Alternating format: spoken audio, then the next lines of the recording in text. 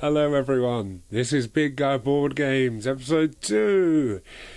You might have several questions. 1, given I asked several of you what board game to do next, why am I not doing any of them? There's a simple answer for that.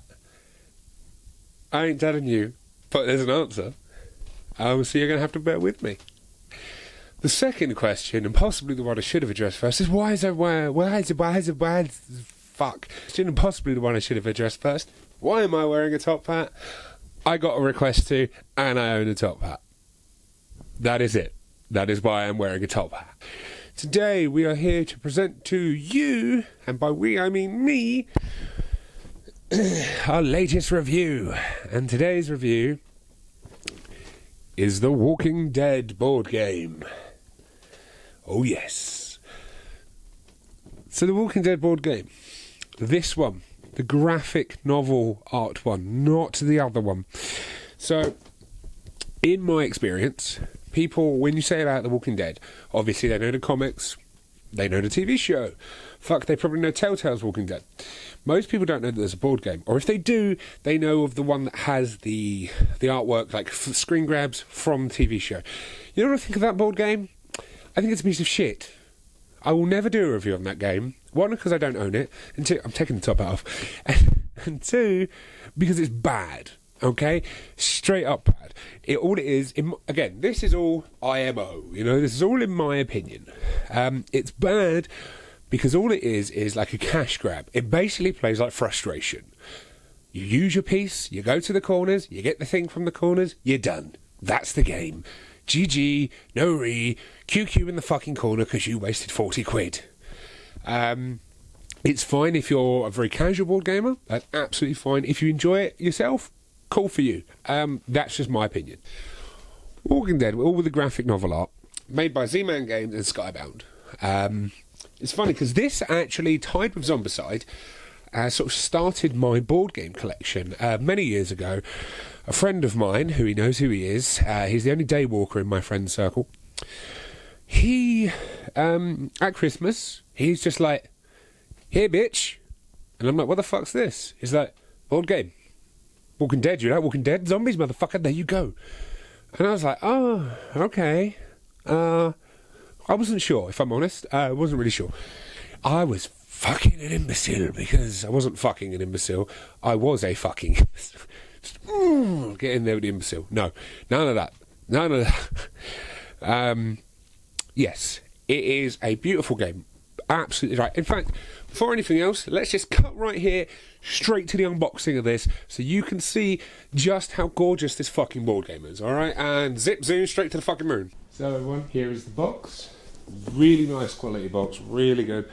Look at the font. If you look at this, it's all very much to the style of the graphic novels. So in the box, you have various just sort of stuff left over from a Magic pre-release, of course. Got a lot of little leaflets, like getting free digital downloads for some of the comics. That's nice. And we've got I've bagged all of these sort of individually because the box itself didn't really come with many like dividers and bags. So in here we have all of the character pieces. So Andrea, for example, these are all just like the little character standees. So, you know, there's 6 for the main characters, and these will be your character pieces for the game. Simply move around the board as such. There are also an absolute crap ton of these tokens, which are all different named characters. Now, these are all characters that we'll come on to in a minute because they help you as companions and other survivors. As you see, most of these are all very round, small round tokens. It's a big thing in this, but it's fine. Next, you can see these are the resources that come up on the character cards.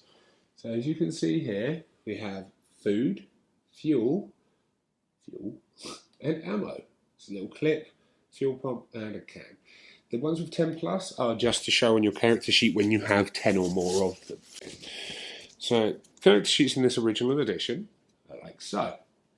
You place your character card there, your followers along this side, your inventory along this side, and your scouted locations underneath. Now, this is where you can see all the resource tracks: food, ammo, and fuel. all the way up to 10, simply put. And they're all the same. All of these character sheets are all the same. So what we come on to then is we'll have a look at some of the cards in the box. So in here we have a variety of different cards, all with really nice different backs, as you can see, different colours to show different things. So our first deck, and this is the deck you will encounter a lot, are the encounter decks. Now these will always have sort of like challenges or like zombie attacks on them, various things like that. They are very varied. Some are super easy, some are less easy. For example, this one already. Okay, we have a look at that one. And as you can see on there, the challenge, all you have to do is have more survivors than the other player. If you do, you get to add this to your inventory and it lets you reroll. If you don't find anything for the encounter. As I said, we'll come on to the rules in a minute. We also have, certain times you'll get to draw from the Followers deck. Now the Followers deck is a really cool deck because that adds people to your following. And they sometimes have special abilities, and it also adds their dice to your dice pool. Now this is one of the mechanics that I love in this game. So then we also have all of our starting characters, which are all very varied and different. They have very different abilities and very different dice pools. And we also have your locations. So, that is sort of all the cards for you. In this big old bag of fun, we have all of the wounds tokens, because you can allocate wounds between characters. The third wound kills them. And we also have the dice. There are 4 different types of dice in here. There is the red, the green and the blue. They are your standard dice that you will encounter the most. And there is also the black die. Now, we will come on to that in a little bit when we do a little demonstration for you. So, now my favourite part of this board game would have to be the board. We've got a rule book in there as well, obviously.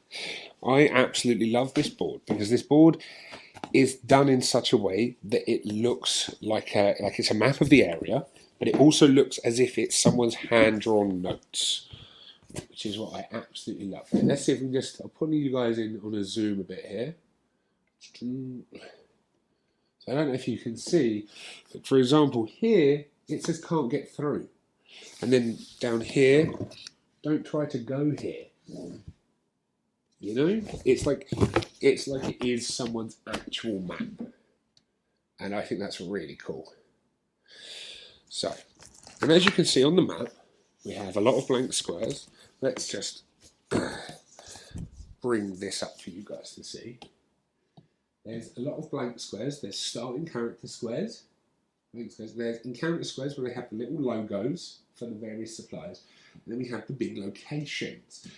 The locations are what you want to scout to actually win the game, as well as the encounter squares will help you get resources and possibly survivors, and the starting squares are obviously where you start.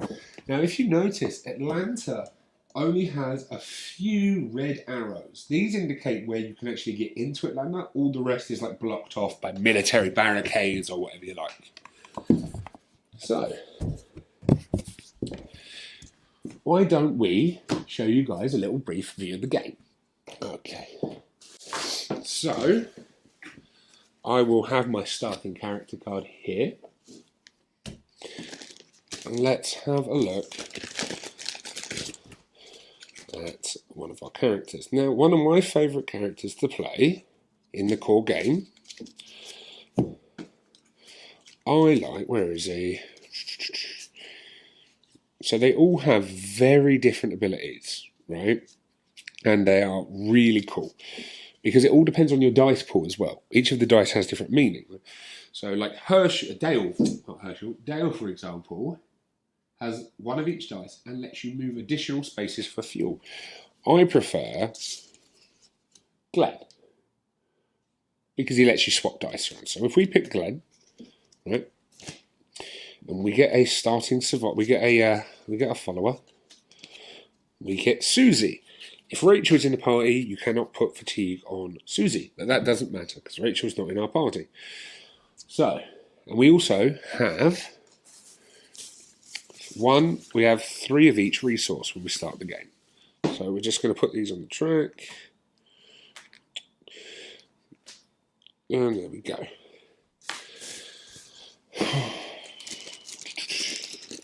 So Glenn. And obviously the game does change a little bit when you have extra players in. Of course it would. So we're Glenn. We start over here. So how this works is when it comes around to your turn, you can move up to 3 squares. Well, hexagons, I guess, not squares. You can move up to 3 hexagons on any of your turns. But what's important to know is firstly what each resource does. Now, at the beginning of your turn, it's very key to remember, it has to be at the start of your turn, you can consume a food. And per food, you can consume any number of foods you have. Per food you consume, takes that many wounds off of characters as you choose. You can spend an ammo. This is in a fight. An ammo lets you roll the black die. Now, the black die has the most zombie kills on it, so it's very good if you're sort of trapped in a fight or you need to kill a lot of zombies. And fuel, you can spend up to 3 fuel a turn. And what fuel lets you do is for every fuel you spend, you leave an additional zombie. You move an additional square, which does leave zombies. You can also spend a fuel to jump. So say I was ringed. There was one on every side. You can't just move through zombies. If you do, you have to fight them. I don't want to fight them. I can spend it to bunny hop a square. Very handy. So, the interesting thing is you can move up to 3 squares. When you leave a square, you have to put one of these face down. We've got these zombie tokens, okay? On the back of each zombie token, there is a number. And that shows how many zombies you have to fight. Now, this one, for example, is only a 2. Very simple zombie token. But it's only a 2. So, but that doesn't matter. You're not supposed to see that. All the tokens should be out near someone. We normally have a person allocated to put the tokens down. But basically, as soon as you hit one of these encounter squares, that ends your turn. You cannot move anymore after that. You draw from the encounter deck. So, also, key point out here, when we put up the board, we set up locations. Now, everyone has a secret location, okay, that only they know what it is. There might be multiple people with the same location, but only you know what your secret location is. So, the public locations in this instance are the Green Farm, the Gun Shop, and the Old Homestead. And our secret location is the airport. So obviously I would keep that secret, but we're playing face up, so it doesn't matter.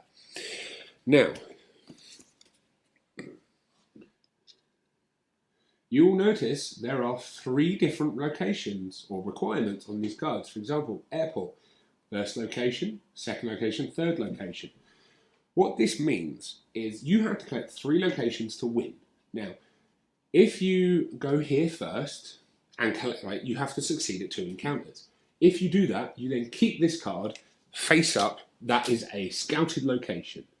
But then, if we were to go into the Green Farm, because we have a location, we don't do first location, we have to do second location. And then the same would apply again to the third if we had already scouted this, okay? That's how you win. You have 3 locations and you succeed. So, I can move 3 squares. Just for the purposes of this, I'm going to go 1, 2.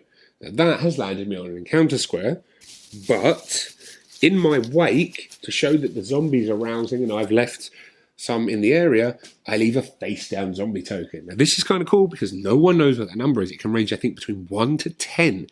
It's very hard to survive 10 zombies.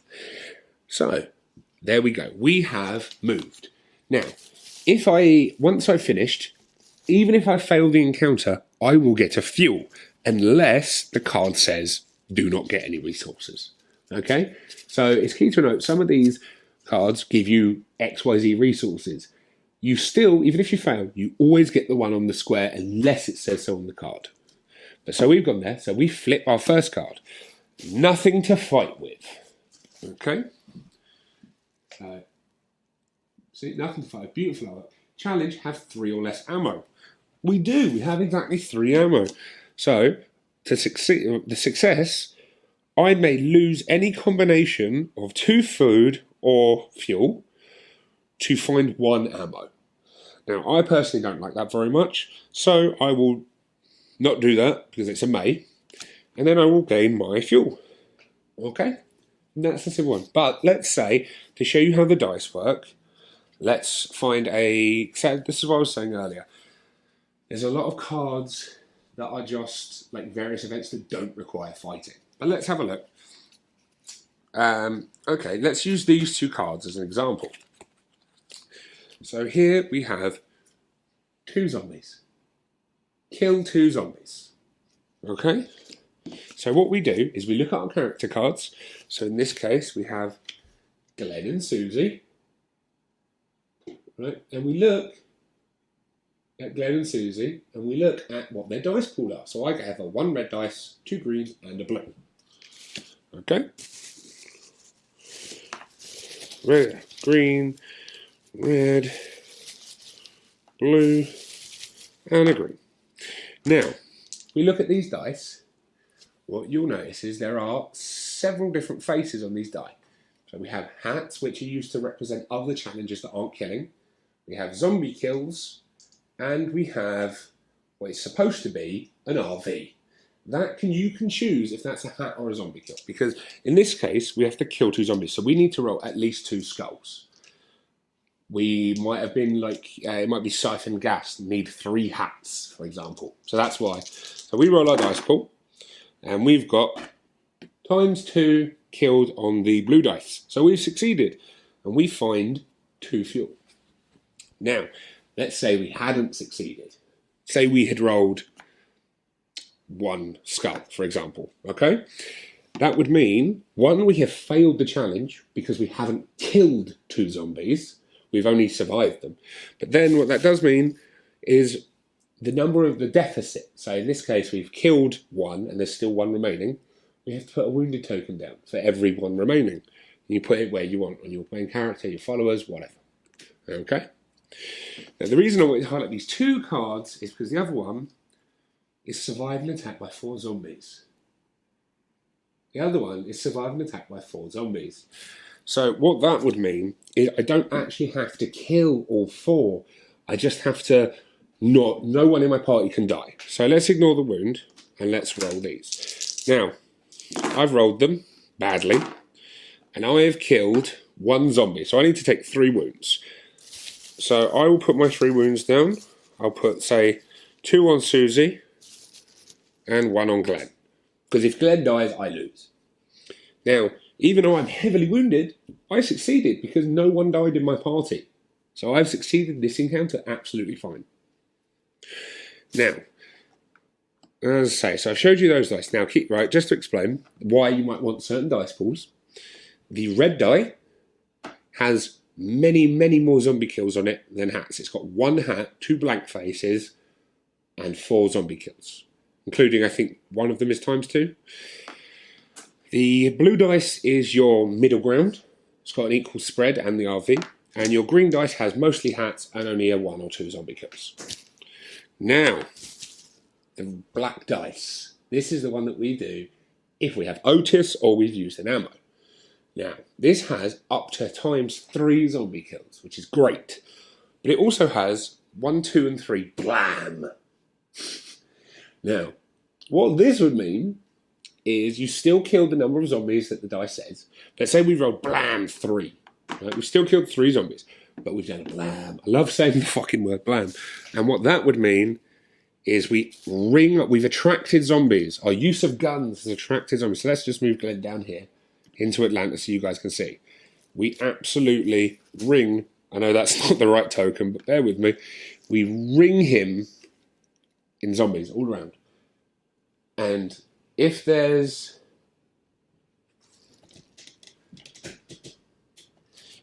already a zombie token there, you put another one on top of it. So they just keep getting worse. But yeah, that's pretty much. This is the beautiful game, and that is the rules. So let's nip back to where we were. You're back. You're back from the beautiful unboxing. As you saw from the unboxing, the board is beautifully done. Super simple. Super simple. So, for all the information we got from the voiceover, my lovely voice, dulcet tones, bring to you the information about this board game. You will have seen, obviously, how the character cards, and I've told you how you win. Now, see, what makes this game really, really cool is I've told you the mechanics. So right now, you can go and play. If you want to stop watching, stop now, go play. You think you know? That's cool. I appreciate you coming. Thank you for staying. Have a lovely day. If not, time to listen. So, artistically, this is beautiful. It's all taken from the graphic novels, or possibly done by the artist from the graphic novels. I'm not 100% sure. Well, it does say featuring new artwork by Charlie Adlard. So, probably some not done from the graphic novels. Yeah, there you go. Learn something new every fucking day. When you learn to read the big-ass font on the box in front of you. So, yes. Basically, it seems simple, okay? Move around the board, avoid the zombies, occasionally fight zombies, gather resources. It is that simple. But it introduces some really nice layers, right? Because you can team up with ally, you can team up with other players, you can make allies, you can be the dude doing it on your own. It does not matter.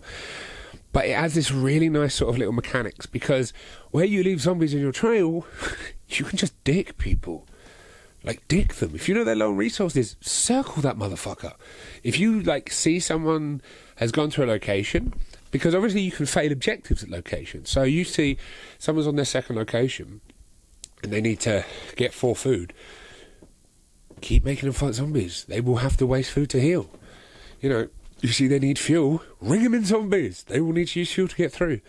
It adds this sort of co-opetitive style of gameplay, which I'm a big fan of. Generally, I prefer straight cooperative games. I'm not a big fan of competing with my friends. Don't know why. I'm good at it. I'm a dick at it, though. And I get really stroppy if I lose. But it adds this really cool element, because suddenly you don't know, like, you might be playing Crush from your best friend. I've done it several times. And you're sitting there thinking, he's going to dick me. He's going to dick me. What is it? No, don't go there. Nah, you're dicking me. Oh, he knows. He knows what I'm doing. He's figured me out. He ain't no shit. He's just moving what works for him. Sometimes people is dumb as well. We have had this in Zombicide. Some people is dumb. It does not matter. Basically, beautiful game. The mechanics are simple enough, as I told you earlier, that it flows really well. It flows so well, because it's quick as well. It's not so quick that it's like, 10 minutes, one and done, off we go. Nothing like that. But it's quick enough where you can have a couple of games in the afternoon, or just use it as like your warm-up board games. We do that quite a lot. We have like big board game nights. Sometimes we'll just launch into the board game. Other days, we'll warm up, little, like, we've got a few party games for that as well, but this is a really nice one to get you in the mood for board gaming. It's got a little bit of depth. That's unfair. It's got quite a lot of depth while staying quite simple. I know that sounds a little bit counterproductive, but I think you might get what I mean if you played it. Like, there's surprising depth if you look for it. You can play this game super simple, super straightforward, done, and that's absolutely fine. That works. That's sometimes what you're in the mood for. But if you go a little bit deeper, you can just find a little bit more complexity, and I think that's really cool. So for me, this game is a huge recommend, because it looks great. It's on the cheaper side of board games as well. Last time I checked, I think it's like in the 20 to 35 sort of range, which is really good, because like Zombicide is amazing. We'll be going into the other Zombicides, by the way, but they're a big money investment. So like I said before, you kind of need to make sure you get that value for money. So you need to make sure, like, if you want it for other things, like that's Zombicide. This doesn't have that utility, admittedly, because you can't really use pieces. You could use the map for other things. That's kind of cool. It's like an overworld map, and that's interesting. And yeah, but I think that's kind of all you could use it for. So if you're looking for a board game where you can use miniatures, maps for other things, great map, but not much else. But that being said, you're buying this board game for this board game. Great game. Really good game. You can group up from the get-go. Admittedly, if you do that, you will win. You just will win. Unless you're super fucking dumb. But no, it's interesting. I love the theme. It sticks really well. Like, because you get the event cards we talked about. If you, like, sort of... Sometimes it's very easy to gloss over theme and lore and fluff when you're playing a board game. You know, like, fuck this flavor text. What does it do? I have to pay food. Done. Okay. Fine. But if you take a bit of time and read some of these cards and, like, appreciate what situations they're putting in, and you try to get yourself into that mindset of a survivor fleeing all over the country, it gives you, like, that real sort of flavour, that bite to it. And I'm really a big fan of that. Simple, super easy to teach, as you saw from the unboxing. Yeah, it's great. And there is an expansion, which I would cover in this video, but the expansion changes just enough mechanics, I think, to warrant its own video. The core mechanics are the same, but, like, moving zombies doesn't leave trails. You have to clear sections. You're trying to be a leader rather than, like, just survive. We'll get into that. But if you think you would like a cooperative game for, 2 to 5? Or is it 2 to 6? Let's have a look. 1 to 6, because, as I say, you can play this solo. You can do that with Zombicides, but I don't like playing board games solo. I think it's kind of sad. Not saying you're sad if you do it. For me, I feel like I legitimately feel upset and sad when I play board games around, because I'm like, okay. Also, there's a real incentive to cheat when you're on your own. There's no one checking. You're like, I could just say that was a 6. Oh dear. But yes, so 1 to 6 players. I think an average game would take you about 45 minutes. It's not very long. It's kind of cool. Yeah, I think that's about it. Solid recommend from me, and I hope you guys get it. Just a couple of little things quickly. I have, or will be soon, starting a Patreon. Do not feel obliged to... I'm still going to make these videos, Patreon or no.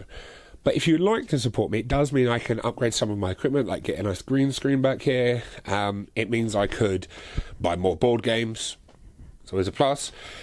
Any money you could give, like even like £1, that'd be great. If not, don't even worry about it. Don't even need it. It's going to just be down in the description.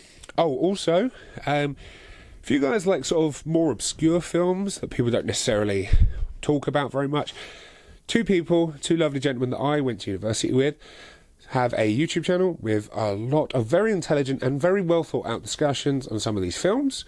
I will leave a link to them down below. Well, from me here at Big Guy Board Games,